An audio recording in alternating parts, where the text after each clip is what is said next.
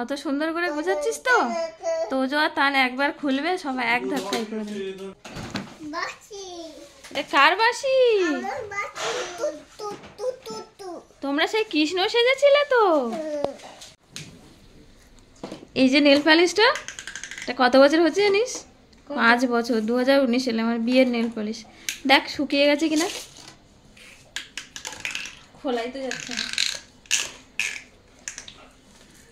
খুলেছে, কিছু হয়নি এখনো সেই হবে, দেখেছিস? 5 বছর হচ্ছে। একেই বলে ল্যাকমি, জানিস তো? একেই বলে ল্যাকমি, কিন্তু অন্য এ হলে এতদিনে কবে এ হয়ে যেত। সর সর, ওট ওট ওট ওট না, অত মাতব্বরি করতে হবে না, তুই ওঠো। এই শোনা, ওখানে মাটিতে শুয়ে পড়েছে, এই তুলে দে তো খাটে। বললাম না মাটিতে শুয়েছে ওর ভাই, মাদুর নিয়ে এসছে। তুই এর উপর বস। এগুলো সব বয়ে বয়ে আনছিস কেন এখানে? মাথায় দেবে, ও মাটিতে শোবেও বা কেন? আশ্চর্য তো। ছোটুর কাছে একটু বলেছি যে ও ঠান্ডায় শুয়েছে, ওই ঘর থেকে বালিশ কাঁথা সব নিয়ে চলে এসছে। আর ওই বালিশটা দেখো কি হাল করলো। এটা সেই দীপ গায়ে মাথায় দেয়, মাও দেয়। এটা এসে এসো, মানে মানে এসো এসো, এখানে শুবে, ওপরে শুবো। চলো ওপরে, ওপরে শুবো, চলো ওপরে শুবো। ওই ওইখানে ঠান্ডা মাটি রে। ওপরে বলে ওপট, আবার এই পাশের বলে এ পাট আর ও পাট। এসো না আমার কাছে, কিসটা তুলে দেখেন ঠান্ডা মাটি রে।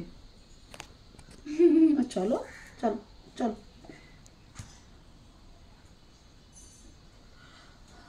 দেখ না দেখ না, ঘরের জিনিস সব বয়ে বয়ে এবার নিয়ে আসবে। হ্যাঁ ছোট শোবে। কত আনবি? দুটো আনতে যদি পড়ে যায় বল। তুই কি সব জিনিস বয়ে বয়ে নিয়ে আসবি? রেখা এগুলো ঠাম্মার ঘরে রেখে আয়। এটা কি 250 গ্রাম দুধ এসে ভাবলি? হ্যাঁ, দুধ চিনি এনেছে কিন্তু দুধটা মেপে আনেনি, সেজন্য দুধটা মাপার জন্য এটা করেছি। কিছুই খুঁজে পাচ্ছি না যে কি দিয়ে মাপবো। তো এই পাশে 250 চিনি দিয়েছিস? হ্যাঁ, চিনিটা মেপে এনেছিল, তাই ওটাও মেপে নিয়েছি। বাবা কি বুদ্ধি রে তোর। নাঠি না, চলে যাচ্ছি। তুই যা অভিনব কায়দায় দুধের মাপ করেছিস বাবারে। দই কত বাকি আর? হয়ে গেছে প্রায়, এবার নামে নিয়ে এটা দেবো। তোর হাঁড়ি কোথায়? হাঁড়ি ধুয়েছিস ভালো করে? বালি তো কিচ্ছু নেই, দেখি।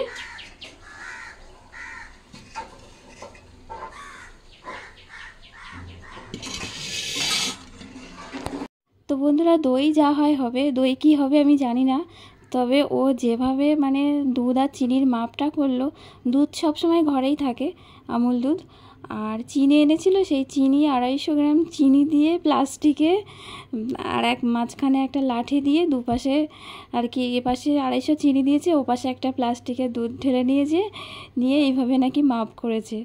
তো সেটাই আমার খুব ভালো লেগেছে। তো আপনাদের কেমন লেগেছে অবশ্যই কিন্তু কমেন্ট করে জানাবেন। তো অপেক্ষা করছিল ভাইরা যখন ঘুমাবে তারপরে বসাবে, তো ভাইরা ঘুমিয়ে পড়েছে।